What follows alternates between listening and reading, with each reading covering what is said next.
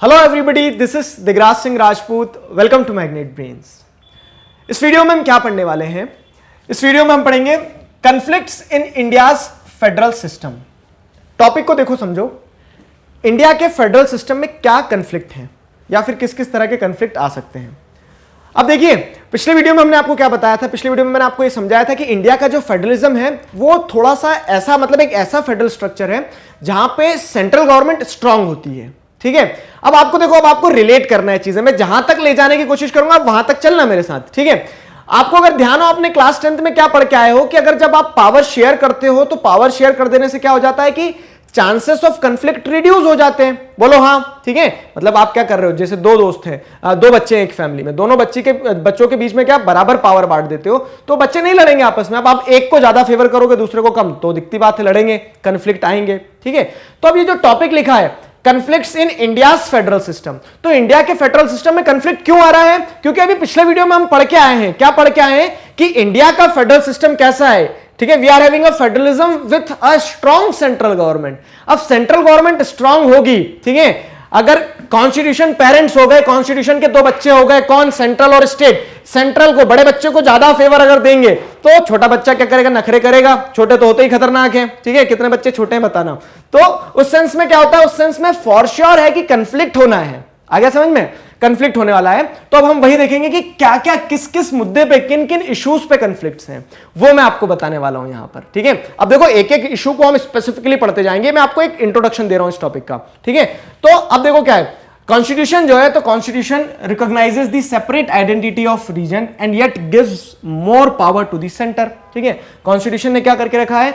हर state की एक separate identity को रिकॉग्नाइज करा है। ठीक है, हम एक फेडरल स्ट्रक्चर को फॉलो करते हैं कॉन्स्टिट्यूशनली। अगर आप देखोगे तो कॉन्स्टिट्यूशन में अलग अलग हमने पार्ट्स बनाए जिसमें हम स्पेसिफिकली बोलते हैं, बताते हैं, लिखते हैं क्या कि हाँ, स्टेट्स की भी अपने आप में वैल्यू है, उनको भी कॉन्स्टिट्यूशन से ही क्या मिली? अथॉरिटी मिली है, उसकी भी पावर, स्टेट जो है, स्टेट की पावर भी कॉन्स्टिट्यूशन से ही डिराइव होती है। तो क्या हो रहा है यहाँ पे? We are recognizing the separate identity of the region. हम सबको रिकॉग्नाइज कर रहे हैं, लेकिन उसके बावजूद भी क्या हो रहा है? Yet we are giving more power to the center. Center को लेकिन ज्यादा पावर दे रहे हैं, सेंटर से ज्यादा लाड़ है। ठीक है, किसको? कॉन्स्टिट्यूशन को। तो ऐसा ही नहीं है बस यूं ही कि बिना किसी कारण के। कारण है, ठीक है, हर चीज कारण से ही होती है। रीजंस क्या है सर ऐसा? चलो ये बात मैंने आपकी मान ली सर, क्या कि we are recognizing the separate identity of the region. हर रीजन की हम एक सेपरेट आइडेंटिटी को रिकॉग्नाइज कर रहे हैं, लेकिन हम पावर किसको ज्यादा दे रहे हैं? पावर सेंटर को ज्यादा दे रहे हैं। हम पावर सेंटर को क्यों ज्यादा दे रहे हैं? सवाल यहां पे आता है। ठीक है, क्यों ज्यादा दे रहे हैं? वाई? वाई जरूर पूछो। जब तक जीवन में वाई नहीं पूछोगे, खुद के लाइफ का ऑब्जेक्टिव समझ नहीं आएगा, क्वेश्चन के आंसर समझ नहीं आएंगे, जीवन में क्या चल रहा है ये समझ नहीं आएगा। वाई हमेशा पूछना बच्चों, हर जगह वाई जरूर पूछना। ठीक है, यहां भी वाई पूछो। क्या कि हम सेंटर को क्यों ज्यादा पावर दे रहे हैं, तो उसके पीछे रीजन समझो। देखो अब क्या होता है, जब आप एक किसी भी स्टेट को जब एक प्रिंसिपल आइडेंटिटी दे देते हो, ठीक है, प्रिंसिपल आइडेंटिटी दे देते हो मतलब क्या है कि आप उसे रिकॉग्नाइज कर रहे हो, आप उसे पावर दे रहे हो। ठीक है, तो अब वो जब आपने स्टेट की तरह उसे रिकॉग्नाइज करा, ठीक है, तो the states would expect a greater role and power in the governance of the state and the country as a whole. तो अब जिससे क्या हो रहा है कि ये नेशन है, ठीक है, आप बोलोगे गोल नहीं होता है, हाँ नहीं होता है, लेकिन देखो ये हमारा पूरा नेशन है।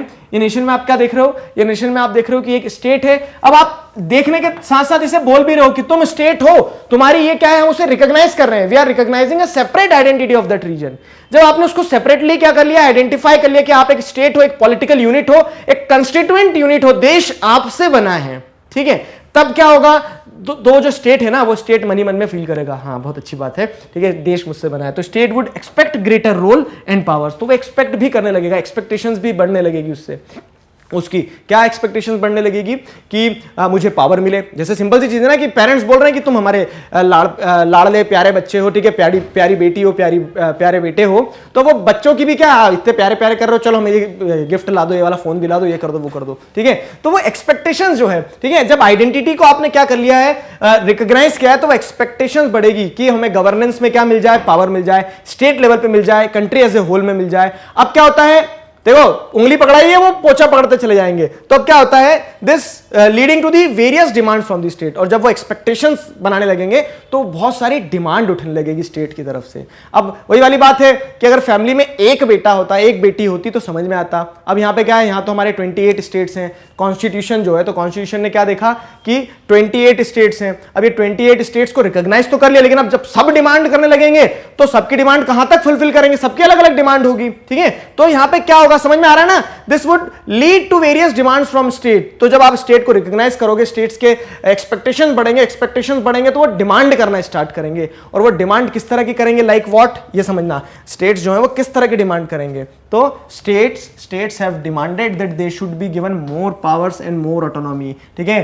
पावर जो है ना, पावर का नशा खराब रहता है। अब स्टेट ही बोलेंगे कि अच्छा आपने हमें रिकॉग्नाइज कर लिया, अब हमें थोड़ी और पावर दो। तो एक दिन, और देखो कॉन्स्टिट्यूशन मेकर्स में आपको यहां पे रिलेट करवाते चल रहा हूं, ये रीजंस मैं बता रहा हूं कि क्यों हमने इंटेंशनली सेंटर को ज्यादा पावर दी है, ठीक है। क्योंकि अगर स्टेट को आप इस तरह से रिकॉग्नाइज करते हैं, वो क्या करते हैं, वो ज्यादा से ज्यादा और अपनी एक्सपेक्टेशंस बढ़ाते हैं, डिमांड बढ़ाते हैं। डिमांड कैसी बनाते हैं, डिमांड ये बढ़ाते, बोलते कि पावर दो, ऑटोनॉमी दो। ऑटोनॉमी क्या होता है, सुना है, जैसे आपने सुना होगा ऑटोनॉमस कॉलेज है कोई से, ठीक है, कंट्री में ऐसे बोलते हैं ना, हमारा कॉलेज तो ऑटोनॉमस है। ऑटोनॉमस मतलब क्या है कि उसके पास में ज्यादा इंडिविजुअल लेवल पे डिसीजन लेने के, ठीक है, पावर रहे। ऑटोनॉमी कि हम अकेला हमारे हिसाब से संभाल लेंगे, तुम टेंशन मत लो, वो ऑटोनॉमी होती है, ठीक है।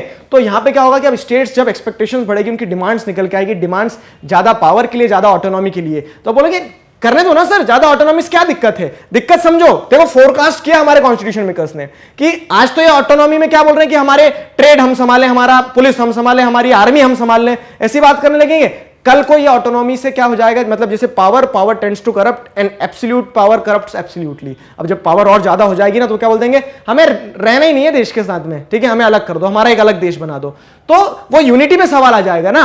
और हम फेडरेशन नहीं है, क्या है, India that is Bharat shall be union of India, हम यूनियन है, ठीक है। तो उस सेंस में क्या है कि वो यूनिटी कहीं खत्म ना हो जाए, इसके लिए सेंटर को ज्यादा पावर देके रखिए, ठीक। अभी हमने ये समझा है, सेंटर को ज्यादा पावर देके रखिए। तो बाकी अब मैंने आपको पूरी कहानी भी रिलेट करवा दी है। अब इसको टॉपिक से रिलेट करो कि conflicts in India's federal system. अब जब आपने सेंट्रल लेवल पे ज्यादा पावर दी है, सेंटर को क्या दिए, पावर कम दिए। आइडेंटिटी तो आपने रिकॉग्नाइज करी उसकी, लेकिन पावर कम दी है। तो अब दिखती बात है कि पावर शेयर नहीं करोगे तो उसका दूसरा डिसएडवांटेज क्या है, ठीक है, आपने अच्छे के लिए किया है वो कि आप यूनिटी बनाए रखना चाहते हो, लेकिन जब पावर शेयर नहीं हुई तो उसके चलते फॉर श्योर टेंशन और कंफ्लिक्ट तो होना ही है। अब ऐसा भी नहीं कि आपने वाटर टाइट रख दिया कि पावर एक बूंद पावर मत जाने दो, ठीक है, आपने क्या करा है, उसको थोड़ा सा बायस्ड में, सेंटर की तरफ ज्यादा पावर होगी, तो उसके चलते टेंशन और कंफ्लिक्ट होना तय है। तो tension and conflicts in relation between centre and states are bound to arise, ठीक है।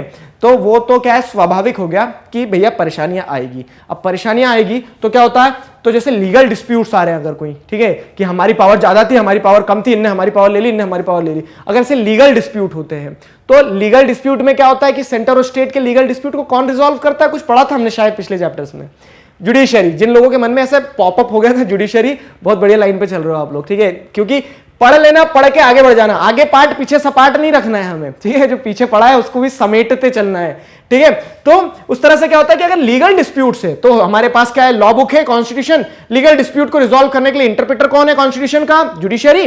तो legal disputes between the centre and state और बिटवीन स्टेट्स, ठीक है, can be resolve by judiciary. Judiciary संभाल देगा किसको, लीगल डिस्प्यूट्स को। लेकिन क्या होता है, demands for autonomy are of political nature and need to be resolve through negotiation.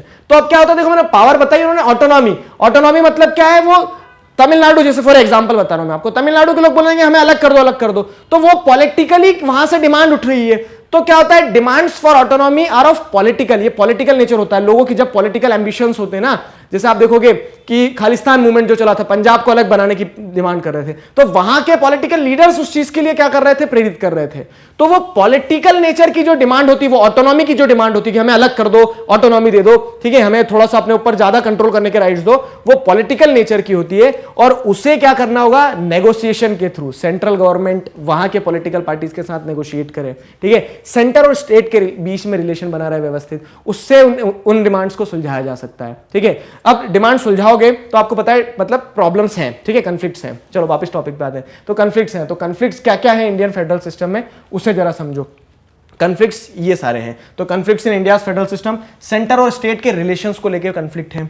Demand for autonomy, ठीक है, ये डिमांड फॉर ऑटोनॉमी, किस चीज की ऑटोनॉमी चाहिए इन्हें, ठीक है, मतलब क्या आखिर करेंगे क्या ऑटोनॉमी से, तो इसे हम समझेंगे स्पेसिफिकली किस किस तरह की ऑटोनॉमी मांगते हैं। ठीक, role of governor and president's rule, हाँ जी, मैंने आपको अभी बताया था पिछले वीडियो में कि गवर्नर की जो पोजीशन है उससे परेशान है स्टेट्स, मतलब कह रहे कि हमारे स्टेट का हेड है वो, ठीक है, वो कॉन्स्टिट्यूशनल पोजीशन अगर आप देखोगे तो गवर्नर की पोजीशन क्या है कि हेड ऑफ द स्टेट है, लेकिन समस्या क्या हो जा रही है, समस्या हो जा रही है कि he is also the agent of centre.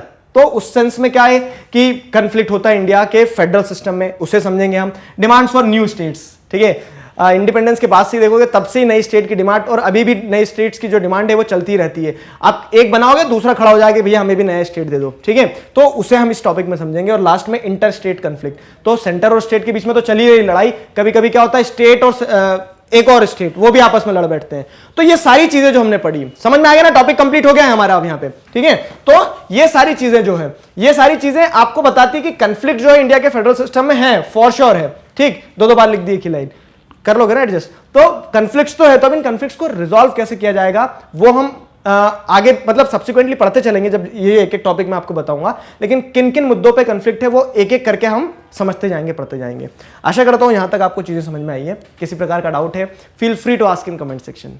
Magnet Brains पर इसी तरह से क्लास 4 से क्लास 12 तक सभी सब्जेक्ट्स, चैप्टर्स, टॉपिक्स, सब टॉपिक्स, सब कुछ सिस्टमैटिक वे में वीडियो लेक्चर्स के फॉर्मेट में अवेलेबल हैं, जिन्हें आप बहुत आसानी से देख सकते हैं, पढ़ सकते हैं, समझ सकते हैं, घर बैठे अपना सिलेबस कंप्लीट कर सकते हैं। सबसे मजेदार बात यह है, और उस पर भी एक और मजेदार बात क्या है कि सारे video lectures free of cost available है। जी हाँ, अपने जूनियर्स और सीनियर्स को जरूर बताइए मैग्नेट ब्रेन्स के बारे में। मिलते हैं नेक्स्ट वीडियो में अगले टॉपिक के साथ। एक एक टॉपिक अब लेते चलेंगे हम, सेंटर स्टेट रिलेशन पढ़ेंगे नेक्स्ट वीडियो में। Till then stay connected, keep learning. Thank you very much.